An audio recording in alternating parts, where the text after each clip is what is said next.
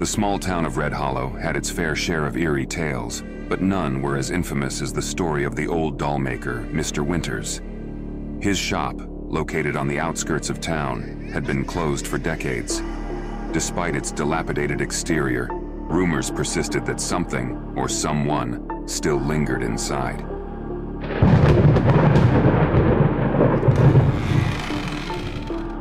Mr. Winters had been a reclusive figure, known for crafting the most lifelike dolls anyone had ever seen. Children would beg their parents to buy one, enchanted by their glassy eyes, delicate porcelain faces, and hand-sewn clothes. But over the years, a dark rumor began to spread. People said the dolls were too lifelike, that they seemed to follow you with their eyes, that sometimes, at night, they whispered. After Mr. Winters vanished without a trace, the shop was boarded up and left to decay. The townsfolk whispered that he had gone mad, driven insane by the very creations he had so lovingly crafted. Years passed, and the legend of the dollmaker's curse faded into local folklore, until one evening, a group of teenagers, led by Anna and her friends, decided to break into the old shop on a dare. "It's just an old building," Anna scoffed, brushing off the warnings. "There's no such thing as a cursed dollmaker." Her friends weren't as sure, but they followed her anyway, driven by a mix of curiosity and the need to prove they weren't afraid.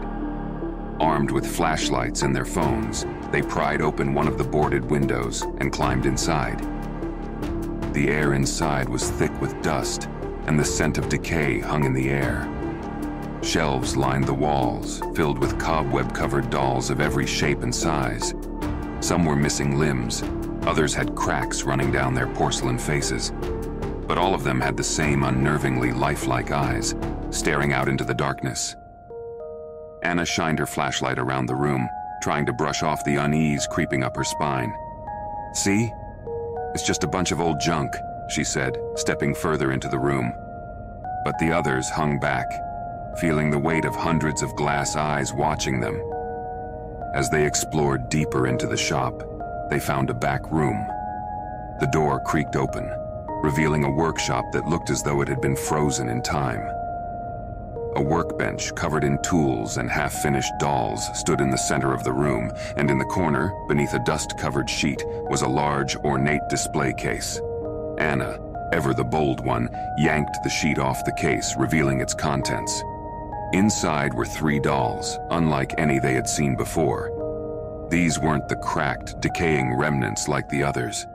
These dolls looked new, pristine, with flawless skin and shining eyes that seemed to gleam in the beam of her flashlight. "They look alive," whispered one of her friends, stepping back. "Don't be ridiculous," Anna scoffed, but even she felt uneasy looking at the dolls. Their eyes followed her, she was sure of it. She stepped closer, peering into the glass. The dolls were dressed in elegant clothes, as if they were meant to be shown off at some grand event. But there was something unsettling about them. Something too human. Their expressions were almost lifelike, their eyes glassy, but aware. Suddenly, there was a soft creak behind them. The group spun around, shining their flashlights wildly across the room. But nothing was there. The shop was silent, save for the faint scuttling of rats in the walls. "I think we should leave," said one of her friends, their voice trembling. Anna was about to agree when she heard it. A faint, almost imperceptible whisper coming from the direction of the display case. She froze, her blood running cold. The others heard it too, their eyes wide with fear. Slowly, Anna turned back to the case. The dolls hadn't moved, but something about them had changed. Their expressions, once neutral, now seemed to carry a hint of malice. And their eyes, those horrible, lifelike eyes, were now fixed directly on her. One of the dolls, a girl with curly brown hair and a delicate lace dress, suddenly blinked. Anna gasped, stumbling backward. The others screamed, running toward the door, but it slammed shut with a deafening bang, trapping them inside. The whispers grew louder, echoing through the room. but the words were unintelligible. Anna felt a cold sweat drip down her neck as she backed away from the display case. Her heart pounded in her chest, her pulse deafening in her ears. What's happening? One of her friends whimpered, frantically trying to open the door. But the door wouldn't budge, and the whispers continued, circling around them like a sinister chant. The dolls in the case seemed to grow more animated with every passing second. Their eyes moved, their heads tilted ever so slightly, as if watching the group's every move.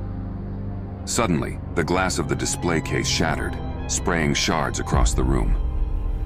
The dolls inside remained perfectly still, their bodies unmoving, but their eyes were now glowing with an eerie light. Then, without warning, one of the dolls jerked forward, its tiny hand slamming against the inside of the case. Another followed, twitching and moving as if something inside them was trying to break free. Anna's breath caught in her throat as the whispers grew louder, and she realized with dawning horror that the dolls weren't just moving, they were coming for them. One by one, the dolls began to climb out of the shattered case, their movements stiff and jerky at first, but growing smoother with each step they took. Their eyes never left the group, and their mouths began to move, forming the words of the sinister chant that filled the room. "Leave! Us!" Anna and her friends screamed, backing away into the farthest corner of the room, but there was nowhere to go. The dolls advanced, their tiny porcelain hands reaching out, their once beautiful faces twisted into expressions of pure malice. One of her friends collapsed to the floor, too terrified to move. The dolls were upon them now, their glass eyes glowing brighter with every step. Anna grabbed a heavy tool from the workbench, swinging wildly at the dolls. But it passed right through them, as if they were made of smoke. In the midst of the chaos, Anna's gaze landed on an old journal sitting on the workbench. Desperate, she grabbed it and flipped through the pages, her hands shaking. It was filled with notes, Mr. Winter's notes, detailing his final twisted work. He had been trying to bring his dolls to life, to give them souls. But something had gone wrong. The ritual had trapped the souls of those he had wronged inside the dolls, leaving them cursed, forever bound to the lifeless bodies he had created. And now, they wanted revenge. With a final blood-curdling scream, the dolls descended upon them, and the lights in the room flickered out. The next morning, the shop was silent. The boarded-up window remained undisturbed, as if no one had ever been inside. But if you listened closely, you could still hear the faint sound of whispers coming from the shattered display case, and the eyes of the dolls, now back in their place, seemed to shine with a strange, unholy light. Hollow Creek Bridge was more than just a landmark in the small town of Crestwood. It was a place steeped in mystery and tragedy. Built in the late 1800s, the bridge spanned a narrow, fog-covered creek that meandered through the dense woods at the edge of town. For years, people claimed that the bridge was haunted, but no one had ever come close to proving it.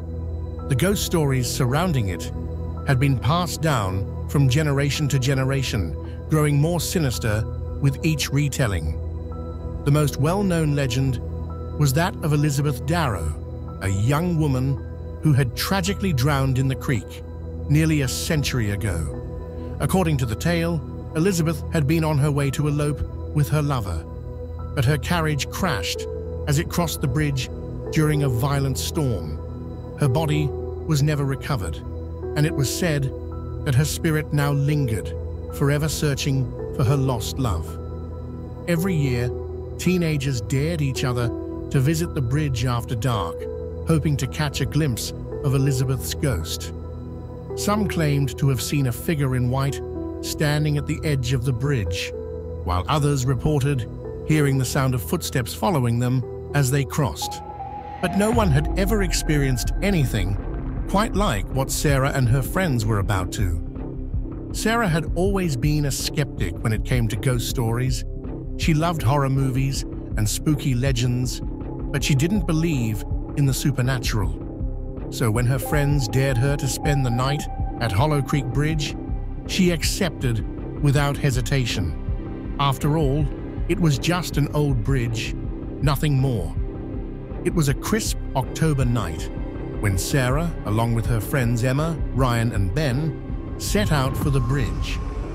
Armed with flashlights, sleeping bags, and snacks, they planned to camp out until dawn, hoping to capture something spooky on camera. The road leading to the bridge was narrow and overgrown, the trees casting long, twisted shadows under the moonlight. The sound of the creek babbling beneath the bridge echoed through the still air, creating an eerie atmosphere that put the group on edge. When they reached the bridge, it looked just as Sarah expected, old, rickety, and covered in moss. The wooden planks creaked under their weight as they walked across, but other than the occasional hoot of an owl, the night was silent. They set up their campsite just beyond the bridge, laying out their sleeping bags in a small clearing by the creek. The first few hours were uneventful. They told ghost stories, laughed at each other's attempts to scare the group, and tried to catch something spooky on their cameras. But as midnight approached, the mood began to shift. The air grew colder, and a thick fog rolled in, obscuring the bridge from view.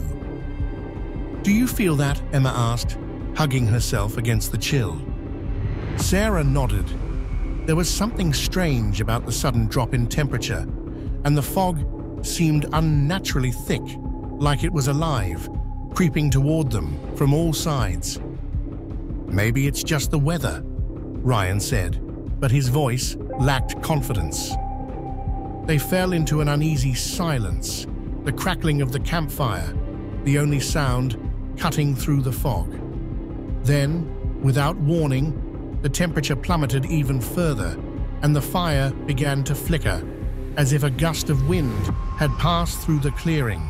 But there was no wind. Suddenly, Ben's flashlight flickered on, casting a beam of light toward the bridge. "Did you see that?" he asked, his voice barely above a whisper. Sarah turned, her heart skipping a beat. For a brief moment, she thought she saw something, someone, standing at the edge of the bridge. A figure dressed in white, their face obscured by the fog. "No way!" Emma breathed, her eyes wide with fear. Before anyone could respond, a soft sound reached their ears, a faint, melodic hum, like someone singing from a distance. The group exchanged nervous glances. The sound grew louder, more distinct, and with it came the unmistakable echo of footsteps on the wooden planks of the bridge. "Is someone out there?" Ryan asked, his voice trembling. Sarah's skepticism wavered as the footsteps grew closer, echoing through the fog. She squinted, trying to make out the figure on the bridge, but the fog was too thick. All she could see was the faint outline of a woman in a flowing dress, her long hair trailing behind her. "Elizabeth," Emma whispered, her voice barely audible. "It's her."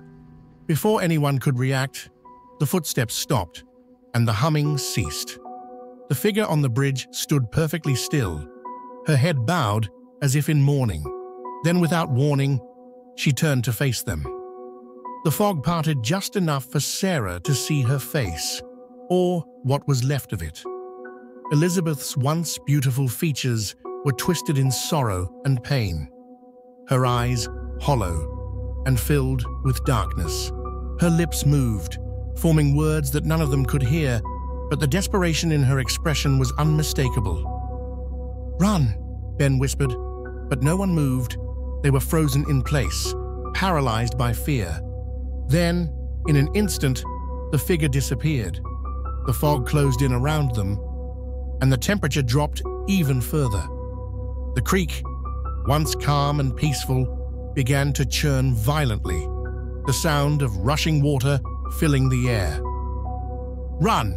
Ben shouted, snapping them out of their trance. They grabbed their belongings and bolted, sprinting toward the car parked at the edge of the road. As they ran, Sarah heard the footsteps again, this time behind them, following them, growing louder with every step. She didn't dare look back. When they reached the car, they piled in, their breaths ragged and hearts pounding. Ben fumbled with the keys, his hands shaking as he started the engine. As they sped away from the bridge, Sarah glanced in the rearview mirror. For just a moment, she saw her, Elizabeth, standing in the middle of the bridge, watching them with those hollow, sorrowful eyes. And then, she was gone. Back in town, none of them spoke about what had happened that night. The footage they'd captured on their cameras showed nothing. No figure, no footsteps, no signs of the ghost they had all seen. But they knew the truth. Hollow Creek Bridge was haunted, and Elizabeth Darrow was still there, waiting, searching for something or someone. And if you ever find yourself alone on that bridge at night, you might just hear the sound of her footsteps following you through the fog.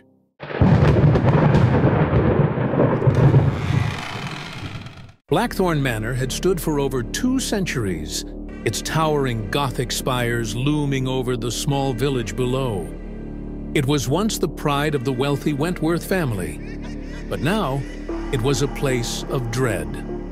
The manor had been abandoned for decades after the mysterious disappearance of its last inhabitants, but rumors of strange happenings within its walls persisted. The villagers claimed the house was cursed, and none dared to venture too close, especially after nightfall. The legend went that Blackthorn Manor was alive in some unnatural way. Its walls whispered, its floors creaked as if something was moving just out of sight, and its windows, dark and empty, seemed to watch, waiting for the unsuspecting. Those brave, or foolish, enough to enter the house at night often reported hearing voices, faint, unintelligible whispers that seemed to come from within the very walls. It was precisely these stories that intrigued James, a paranormal investigator with a penchant for exploring the world's most haunted places. When he heard of Blackthorn Manor, he couldn't resist. He gathered his equipment, packed his bags, and made his way to the village, determined to uncover the truth behind the manor's eerie reputation. When James arrived at Blackthorn Manor, it was late in the afternoon, the sky tinged with the deep reds and purples of sunset.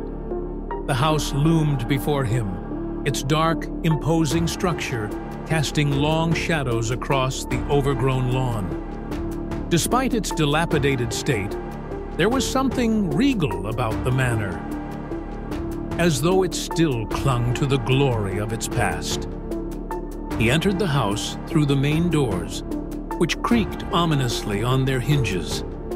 Inside, the air was thick with dust, and the scent of decay lingered in the cold, damp air.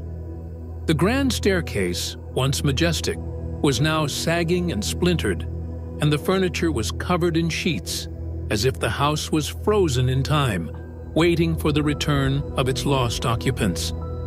James wasted no time. He set up his cameras and voice recorders in various rooms, eager to document any strange activity. He had explored many haunted locations before, but something about Blackthorn Manor felt different. The silence was oppressive, heavy, and the shadows seemed to shift just out of the corner of his eye. As the evening deepened into night, the atmosphere grew more intense. The temperature dropped suddenly, and the once quiet house began to come alive with strange noises. The floorboards creaked beneath his feet as though someone or something was following him. He heard the sound of distant footsteps, though he was certain he was alone. Then came the whispers. At first, they were barely perceptible, like the faintest rustle of leaves in the wind. But as the night wore on, the whispers grew louder, more insistent.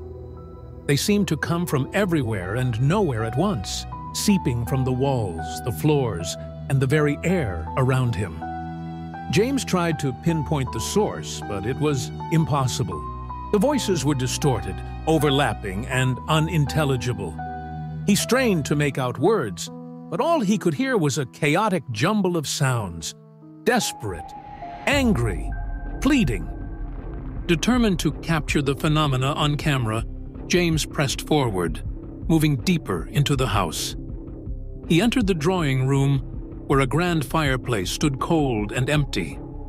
The whispers followed him, growing louder with every step. His heart pounded in his chest, but he pushed the fear aside, focusing on his mission. Suddenly, the whispers stopped. The silence that followed was suffocating, unnerving. James scanned the room, his flashlight casting long, flickering shadows on the walls. Just as he was about to move on, the walls themselves seemed to breathe. The wallpaper, faded and peeling, shifted as though something beneath it was moving, pressing against the surface. James froze, his breath caught in his throat. The whispering resumed, but this time it was different. The voices were clearer, more distinct, and one word, repeated over and over again, stood out from the rest. "Leave." The command was soft, almost pleading, but there was an underlying urgency that sent a chill down James's spine. He backed away, his instincts screaming at him to listen, to get out before it was too late. But he had come too far, and his curiosity overpowered his fear. He ventured upstairs, the whispers growing louder with each step. The hallway was narrow and dark, the doors lining it closed and covered in dust. As he reached the landing, he heard something else. Laughter. It was faint, barely audible, but unmistakable. A child's laughter. Echoing from one of the rooms ahead, James approached the source of the sound, his heart pounding. He pushed open the door to the nursery, a room that had remained untouched for decades. Inside, everything was covered in a thick layer of dust. The toys were old, the bed still made, as if the child who had once slept there had simply vanished. The laughter stopped abruptly, and then the door slammed shut behind him. Panic surged through James as he rushed to the door, pulling at the handle, but it wouldn't budge. The temperature in the room plummeted, his breath visible in the cold air. The whispers returned, louder now, almost deafening. They surrounded him, closing in, as the walls seemed to pulse with life. "Leave," the voices repeated, their tone more urgent, more demanding. James fumbled for his camera, desperate to capture something, anything, that would explain what was happening. But before he could press record, the room seemed to shift. The walls warped, the ceiling creaked, and the floor beneath him began to vibrate. The air grew thick with the scent of rot and decay. And then, from the shadows, they appeared. Figures, pale, translucent, emerged from the walls, their faces twisted in anguish. Men, women, children, all of them reaching out toward him, their mouths moving in silent screams. The whispers had turned into a cacophony of voices, each one crying out in despair. James stumbled backward, terror overwhelming him. He knew he had to get out, but the figures blocked his path, their hollow eyes fixed on him. The walls closed in, the air grew colder, and the voices became unbearable. With a surge of adrenaline, James rushed toward the door, throwing his full weight against it. It flew open, and he stumbled into the hallway, gasping for breath. The whispers followed him as he fled down the stairs, their desperate pleas echoing in his ears. "Leave, leave, leave." He didn't stop running until he was outside, the cold night air hitting him like a slap. He glanced back at the manor, its dark silhouette looming against the sky. The windows, once empty and lifeless, now glowed with an eerie light. And from within, he could still hear the whispers calling to him, beckoning him to return. James never spoke about what happened that night. He left Blackthorn Manor and the village behind, but the experience stayed with him. No matter how far he went, he could never escape the whispers, always faintly echoing in the back of his mind, reminding him that some places are never truly abandoned.